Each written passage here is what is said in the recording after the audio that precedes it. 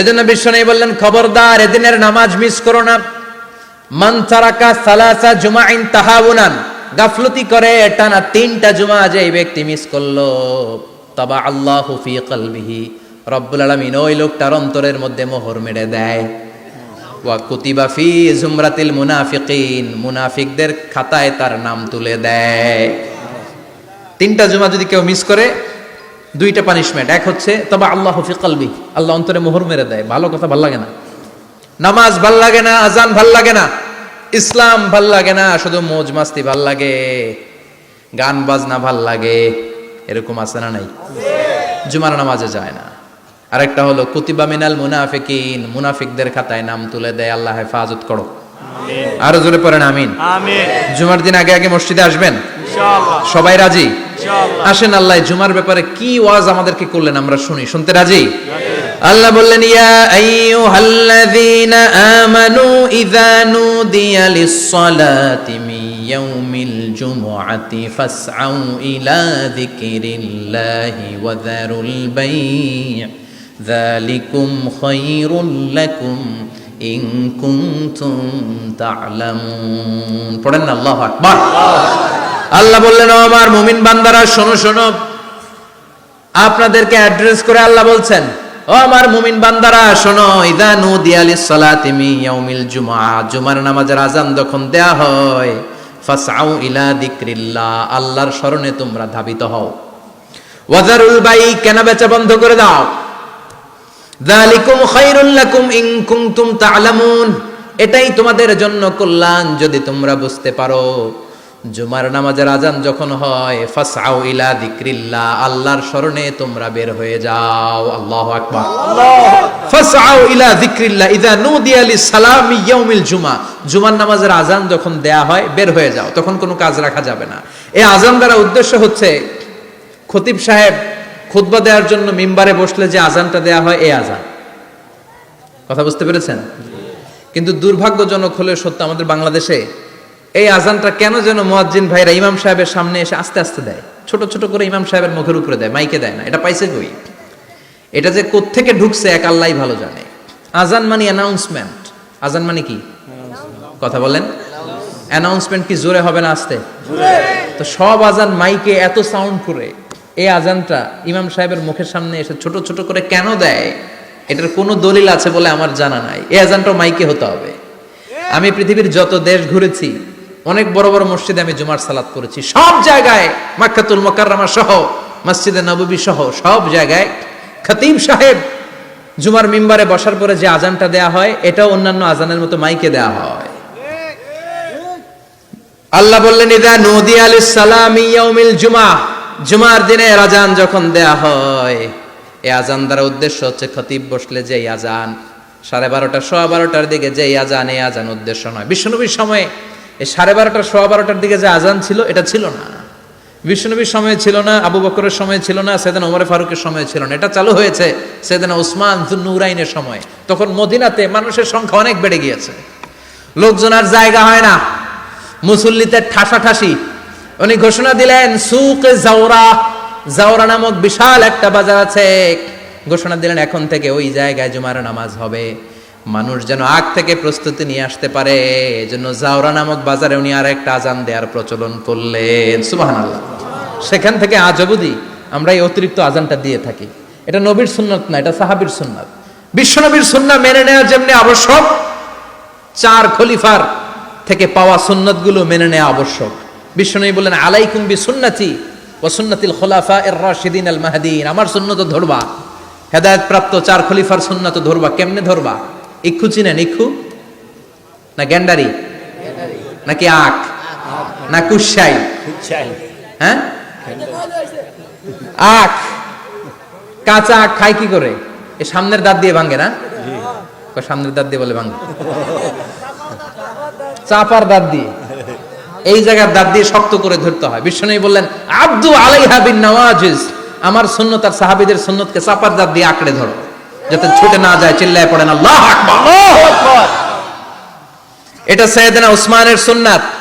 বিশ্বনবী বললেন, ইযা নুদিয়া লিস-সালাহ মিন ইয়াউমিল জুমআতি ফাসআউ ইলা যিকরিল্লাহ, জুমার দিনে আযান যখন দেয়া হয়, ফাসআউ ইলা যিকরিল্লাহ, আল্লাহর স্মরণের দিকে ধাবিত হও। দেরি করো না।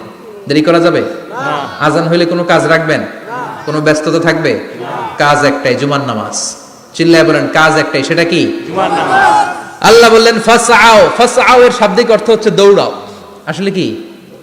তো এই দৌড়াও দিয়ে আসলে দৌড়াও বোঝানো হয়নি, এটা দ্বারা বোঝানো হয়েছে আল মুবাদারা ওয়াল ইহতিমাম, ইম্পর্টেন্স দেয়া, এমফাসাইজ করা, গুরুত্বের সাথে আগে আগে প্রস্তুতি নাও।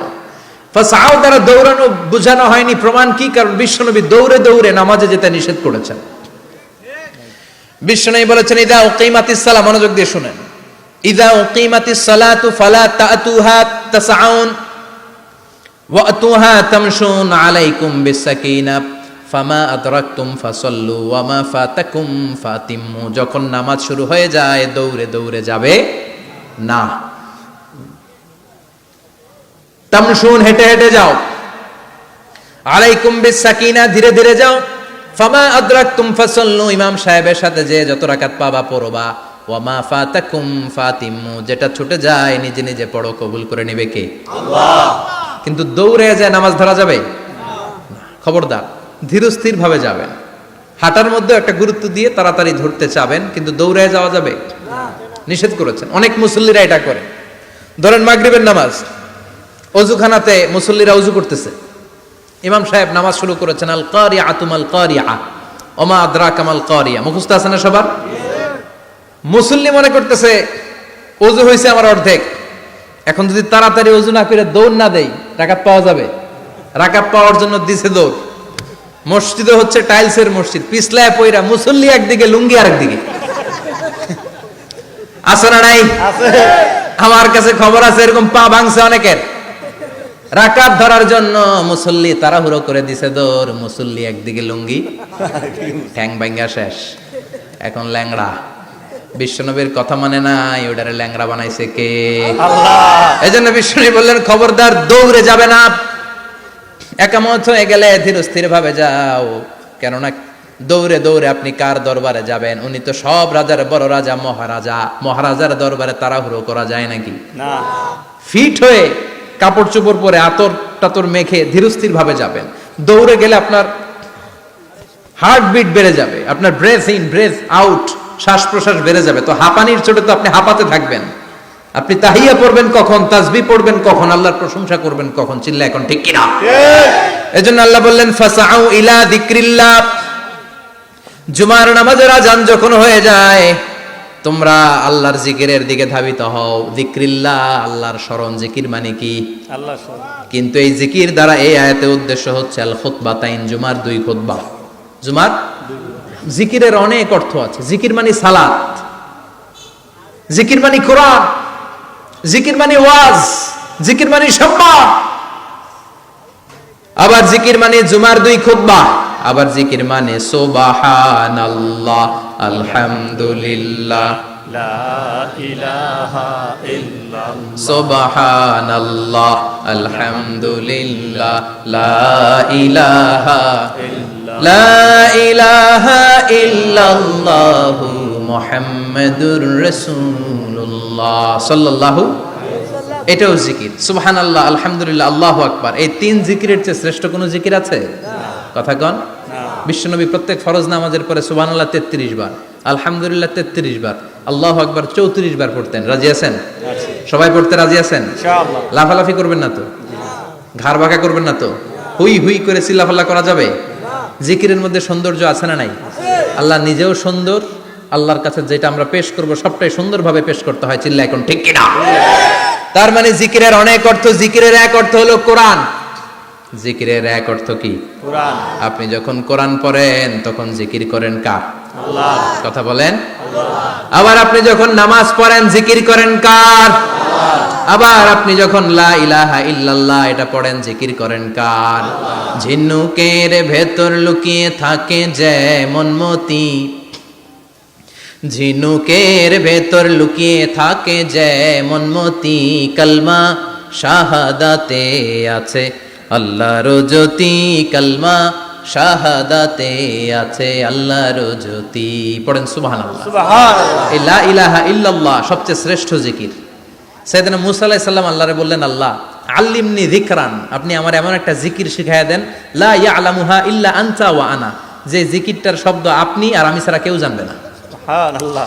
দুনিয়াতে যত অদ্ভুত অদ্ভুত প্রশ্ন ওনার, বিভিন্ন বিষয়ে আল্লাহরে প্রশ্ন করতেন। আল্লাহরে বললেন, আল্লাহ আল্লিমনি কালিমাতান আল্লিমনি যিকরান লা ইয়ালামুহা ইল্লা আনতা ওয়া আনা, ও আল্লাহ এমন একটা জিকির আমারে শিখান, দিনে রাতে সব সময় এই জিকির আমি করব, আপনারে ডাকবো, কিন্তু শর্ত হলো এই জিকিরটা জানবে শুধু আপনি আর জানবো শুধু আমি, কেউ জানবে না। আল্লাহ বললেন, মুসা পড়ো লা ইলাহা ইল্লাল্লাহ, লা ইলাহা ইল্লাল্লাহ, লা ইলাহা ইল্লাল্লাহু মুহাম্মাদুর রাসূলুল্লাহ সাল্লাল্লাহু। আল্লাহ বললেন, মুসা পড়ো লা ইলাহা ইল্লাল্লাহ। মুসা আলাইহিস সালাম কয়, মাবুদ এটা তো জাতীয় জিকির, সবাই জানে। জানে না, জানে না লা ইলাহা ইল্লাল্লাহ এমন কেউ আছে? কথা কন, জানেন না আপনারা? কথা বলেন, জানেন না? মুসা আলাইহিস সালাম বললেন, আল্লাহ এটা জাতীয় জিকির কইলেন কেন? আমি তো চাইছি এক্সট্রা অর্ডিনারি, অসাধারণ একটা জিকির, সুপারক্যালিফ্রাজিলিস্টিক এক্সপিয়ালিডোসাস, এক্সেলেন্ট একটা জিকির, আনপ্যারালাল, কারো কাছে নাই, শুধু আমি জানবো আর আমি পড়বো। আল্লাহ বললেন, মুসা এই লা ইলাহাকে যদি এক পাল্লায় রেখে দাও, তামাম বিশ্ব, সাত আকাশ, সাত জমিনটারে তুলে যদি তুমি আরেক পাল্লায় রেখে দাও, লা রাজাহাত কাফাতু লা ইলাহা ইল্লাল্লাহ, মুহূর্তের মধ্যে লা ইলাহার পাল্লা ভারী হয়ে যাবে। ও মুসা, তুমি যতই এক্সক্লুসিভ জিকির চাও, লা ইলাহার চেয়ে দামি জিকির আমার কাছে নাই। চিৎকার করে পড়তে হবে আল্লাহু আকবার। তার মানে নামাজ ও জিকির, কোরআন ও জিকির, এই যে আমরা ওয়াজ করতেছি এইটাও কি কথা কন? বিশ্ব নবীর আল্লাহ বললেন, ও নবী ফাযাক্কির ইন্নামা আনতা, ও নবী আপনি জিকির করেন মানে ওয়াজ করেন। ইন্নামা আনতা মুযাক্কির, ও নবী আপনি ওয়াজ করে শোনান। লাস্তা আলাইহিম বিমুসাইতির, আপনারে দারোগা বানিয়ে পাঠাই নাই, আপনি শুধু ওয়াজ করেন। কার কথা? চিল্লায় বলেন কার কথা? আল্লাহর। কিন্তু এইখানে জিকির দ্বারা উদ্দেশ্য হচ্ছে জুমার খুতবা। ফাসআউ ইলা যিকরিল্লাহ, আল্লাহর জিকিরের দিকে ধাবিত হও, এই জিকির দ্বারা উদ্দেশ্য হলো জুমার খুতবা। তার মানে জুমার খুতবা যে খতিব সাহেবরা দেন, এখানে মসজিদের খতিব আছেন কারা কারা? দেখি একটু হাত তোলেন তো। 1 2 3 4 5 6 7, গুণে শেষ করা যাবে না, অনেক খতিব। আল্লাহ এই খতিবদেরকে তুমি কবুল করো, আর জোরে পড়েন আমিন। এই যে যিকরুল্লাহ, ফাসআউ ইলা যিকরিল্লাহ দ্বারা আল্লাহ তাআলা জুমার খুতবাকে বুঝিয়েছেন। কি বুঝিয়েছেন? মনোযোগ আপনাদের আছে না গেছে? শেষ করে দেই, অনেক রাত হয়েছে তো। ছোট্ট একটা দোয়া পড়ি, শেষ করব? আরো কয়েক মিনিট মনোযোগ থাকবে? তাকবীর দেন, লিল্লাহে তাকবীর। আরো জোরে দেন, লিল্লাহে তাকবীর। ফাসআউ ইলা যিকরিল্লাহ, আল্লাহর জিকিরের দিকে, আল্লাহর স্মরণের দিকে ধাবিত হও। এটা দ্বারা উদ্দেশ্য হচ্ছে জুমার খুতবা। আল্লাহ বুঝাতে চাইলেন জুমার খুতবা যাতে মিস হয়ে না যায়, এজন্য জুমার খুতবারে যেন তেন মনে করবেন না, এটা ওয়াজিব। জুমার নামাজ যেমনি ওয়াজিব, জুমার খুতবা দেওয়াও, কথা বলেন, জুমার খুতবা ওয়াজিব, শোনা ওয়াজিব, খুতবা দেওয়া ওয়াজিব। এই জন্য রাব্বুল আলামিন জোহরের নামাজকে ফরজ করে দিয়েছেন 4 রাকাত। যেহেতু জোহরের নামাজের আগে পরে কোনো খুতবা নাই, জুমার দিন খুতবা আছে, তাই জুমার দিন 4 রাকাত থেকে কমিয়ে তিনি 2 রাকাত করে দিয়েছে। কি ব্যালেন্সড ইসলাম, কি ভারসাম্যপূর্ণ আমাদের জীবন বিধান। প্রতিদিন জোহরের সময় ফরজ কয় রাকাত, কিন্তু জুমার দিন ফরজ কয় রাকাত? 2 রাকাত কমাইলো কেন? খুতবা, সুবহানাল্লাহ কইবেন না? এজন্য জুমার খুতবাটা খতিব সাহেব যারা আছেন খুবই জরুরি। এটাকে খুব কনস্ট্রাকটিভ মুডে সমাজে তুলে ধরতে হবে, মানুষকে এডুকেট করতে হবে, ইনস্ট্রাক্ট করতে হবে। আপনাদের অনেক দায়িত্ব, you have huge responsibilities in your shoulder. আপনাদের অনেক দায়িত্ব। খতিব যারা, এটা ছোটখাটো কোনো রেসপন্সিবিলিটি নয়, এটা অনেক বড় দায়িত্ব। এজন্য জুমার দিন মানুষকে আপনার শিক্ষিত করতে হবে। এই জুমার খুতবা, জুমার আলোচনার সাথে পৃথিবীর কোনো আলোচনার কোনো মিল নাই, কারণ জুমার আলোচনা সব সময় অন টাইম, একটা নির্ধারিত সময়ে হয়। পৃথিবীর অন্য কোনো আলোচনা নির্ধারিত সময়ে হয় নাকি? কথা কন। আমরা বক্তারা নির্ধারিত সময়ে মাইক পাই? কথা কন। কোনোদিন 8টায়, কোনোদিন 9টায়, আজকে বসছি কয়টায়? কিন্তু জুমার খুতবার এটা চেঞ্জ হয়। কি বরকতের একটা জলসা, ওই দিন সবাই আসতে হয় মসজিদে। ফুল টাইম নামাজি এরা আসে, পার্ট টাইম নামাজি এরা আসে, বেনামাজি এরাও আসে, আস্তিক এরা আসে, নাস্তিক এরাও আসে, আওয়ামী লীগ আসে, বিএনপি আসে, জাতীয় পার্টি আসে, জামাত ইসলাম আসে, হেফাজতে ইসলাম আসে, তাবলিগের ভাইয়েরা আসে, পীরের মুরিদেরা আসে, সবাই আসে। তাহলে এটা জরুরি দিন না? তাফসির মাহফিলের সাথে জুমার একটা মৌলিক পার্থক্য হচ্ছে, তাফসির মাহফিল আমাদের ধরে রাখতে হয়। কি করতে হয়? ধরে না রাখলে শ্রোতা উঠে যায়। কিন্তু জুমার খুতবা কি ধরে রাখা লাগে? কথা কন, ওঠার সুযোগ আছে? কারণ সামনে কি জুমার নামাজ। সুবহানাল্লাহ কইবেন না? এটা অনেক জরুরি। এজন্য জুমার খুতবা যারা দেন এরা বিশ্বনবীর দায়িত্ব পালন করেন। আল্লাহু আকবার। বিশ্বনবীর মাদানী ইনিংস কয় বছরের?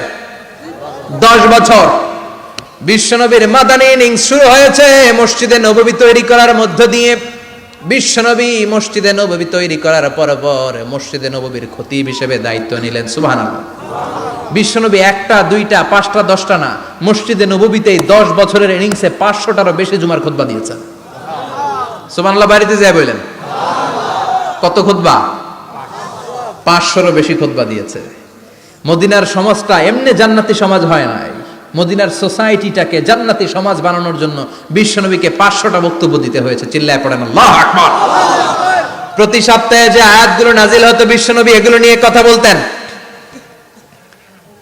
এই সপ্তাহে যে সমস্ত আয়াতগুলো নাজিল হলো ওই আয়াতগুলো নিয়ে বিশ্বনবী জুমার দিন খুতবার মধ্যে কথা বলতেন। এই সপ্তাহের মধ্যে রাষ্ট্রীয় যত ক্রাইসিস আছে এই সমস্যাগুলো নিয়ে বলতেন। এই সপ্তাহে সমাজের মধ্যে বড় বড় যত ঘটনাগুলো ঘটে গেল এগুলো নিয়ে বিশ্বনবী জুমার দিন কথা বলতেন। সুবহানাল্লাহ। এজন্য খতিব যারা আছেন জুমার আলোচনাটা অনেক কনস্ট্রাকটিভ, ফ্রুটফুল হতে হবে, কোরআনের আলোকে হতে হবে। বিশ্বনবী জুমার খুতবা দিচ্ছেন, হঠাৎ বিশ্বনবী দেখলেন হাসান আর হুসাইন লাল 2টা জামা পরে জুমার মসজিদের মধ্যে ঢুকে একবার কাতারের এইদিকে দৌড় মারে আর একবার ওইদিকে দৌড় মারে। ছোট বাচ্চাদের এরকম দৌড়াদৌড়ি আছে না নাই? আছে। রাজা মেয়ারও আছে। ছোট বাচ্চাদেরকে মসজিদে ঢুকতে দেন তো না বের করে দেন? বের করে দেয়। সর্বনাশ। বাচ্চাদেরকে মসজিদ থেকে বের করবেন না, কখনোই বের করবেন না। তুরস্কের বিভিন্ন মসজিদে বড় বড় ফেস্টুন দিয়ে লেখা থাকে তারাবির নামাজে, জামাতের নামাজে মুরব্বীরা যখন সামনে নামাজ পড়বে পিছন থেকে যদি ছোট বাচ্চাদের চিল্লা চিল্লি আর কিচির মিচির শব্দ শুনতে না পাওয়া যায় তাহলে ভবিষ্যৎ প্রজন্ম নিয়ে আপনারা চিন্তিত থাকুন। পিছনে যদি বাচ্চাদের হই হুল্লোড় না থাকে, চিল্লা ফাল্লা না থাকে, তার মানে নেক্সট জেনারেশন এগুলো মুসল্লি হবে না, এগুলো হবে ডাকাত। এজন্য এরা বিভিন্ন প্রজেক্ট চালু করেছে। 40 দিন টানা ফজরের নামাজ যে ছোট বাচ্চারা মসজিদে এসে পড়বে ওই প্রজেক্টের আওতা থেকে একটা করে সাইকেল দিয়ে দেওয়া হচ্ছে। সুবহানাল্লাহ কইবেন না? কুয়েতে আরেকটা প্রজেক্ট করছে, ফজরের নামাজে মুসল্লি নাই। কুয়েতের এই প্রজেক্ট হচ্ছে marriage project, second marriage project, দ্বিতীয় বিবাহ প্রকল্প। কি কাজ এই প্রকল্পের? তারা ঘোষণা দিল মসজিদে ফজরের সালাতে মুসল্লি পাওয়া যায় না, তো যারা যারা ফজরের নামাজে মসজিদে আসবে না, টাইমলি আসবে না, তাদেরকে মসজিদের টাকা দিয়ে মসজিদের অর্থায়নে দ্বিতীয় বিবাহের ব্যবস্থা করে দেওয়া হবে। এই ঘোষণা দেওয়ার পর থেকে ওই এলাকার কোন মহিলার তাহাজ্জুদ মিস হয় না। ফজর তো অনেক দূরে, তাহাজ্জুদের সময় থেকে হাজবেন্ডে ডাকা শুরু করে মসজিদে যাও, তাড়াতাড়ি তাড়াতাড়ি কোথায় যাও, কারণ মসজিদে না গেলে দ্বিতীয় বিয়ে আছে না নাই? সুবহানাল্লাহ কইবেন না? What a project, what a project, কত চমৎকার প্রজেক্ট। এই প্রজেক্টগুলো নেওয়ার দরকার আছে না নাই? আছে। এজন্য ছোট বাচ্চাদেরকে মসজিদ থেকে তাড়িয়ে দেওয়া যাবে না, এদেরকেও নিয়ে যান। এরা হাসতে খেলতে চলতে ফিরতে, আমি বাইরের যত জায়গায় তারাবি পড়েছি, অনেক দেশে তারাবি পড়েছি রামাদানে, ছোট বাচ্চারা পিছনে অনেক কিচির মিচির করে, হঠাৎ অ্যানাউন্সমেন্ট দেয় বাবা মারা ছেলে মেয়েদেরকে শান্ত করেন, কিছুক্ষণ শান্ত, 2 রাকাত পরে আবার চিল্লাচিল্লি, আছে না নাই? আছে। ওরা যদি না চিল্লায়, ওরা যদি লাফালাফি না করে, লাফালাফি কি 80 বছরের মুরব্বী করবে? কথা কয় না। মুরব্বী লাফালাফি করলে এটা মানাবে? ছোট বাচ্চারা লাফালাফি করবে, একজন আরেকজনের কামড় দিবে, কাঁচের গ্লাস ভাঙবে, এটাই পৃথিবীর সৌন্দর্য। চিল্লায় বলেন ঠিক কিনা? বিশ্বনবী একবার আসরের নামাজের সেজদা লম্বা করে দিলেন, সাহাবারা বললেন নবী নামাজের পরে ধরলেন অসুস্থ হয়ে গেলেন নাকি, অথবা কোরআনের আয়াত সেজদা অবস্থায় নাজিল হয়ে গেল নাকি? আসরের সেজদা তো এত লম্বা করতে কখনো দেখি নাই রে নবী।